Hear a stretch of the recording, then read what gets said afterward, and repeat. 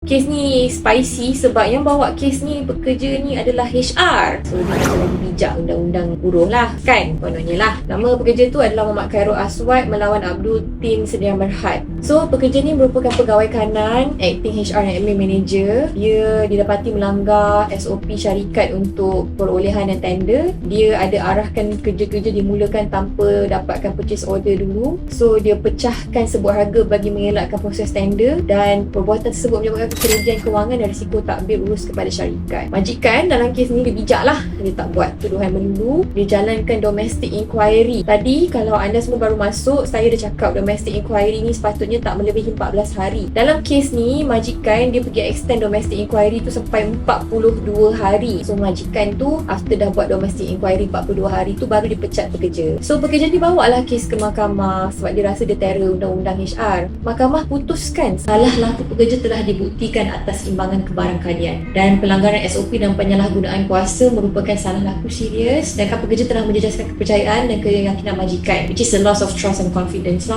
Kecacatan prosedur, which is sebab majikan pergi extend sampai 42 hari untuk buat domestic inquiry tu, boleh diperbetulkan melalui pendengaran di mahkamah perusahaan. Jadi mahkamah memutuskan jika salah laku serius dibuktikan, pembuangan kerja boleh dianggap mempunyai sebab dan alasan yang adil, walaupun pekerja ni nak kata tak ikut prosedur yang sepatutnya. Macam saya cakap tadi, pekerja dia neraka ni dia tak pernah rasa dia salah. Dia rasa dia betul je. So ini adalah pengajaran-pengajaran yang kita boleh ambil daripada database mahkamah sendiri.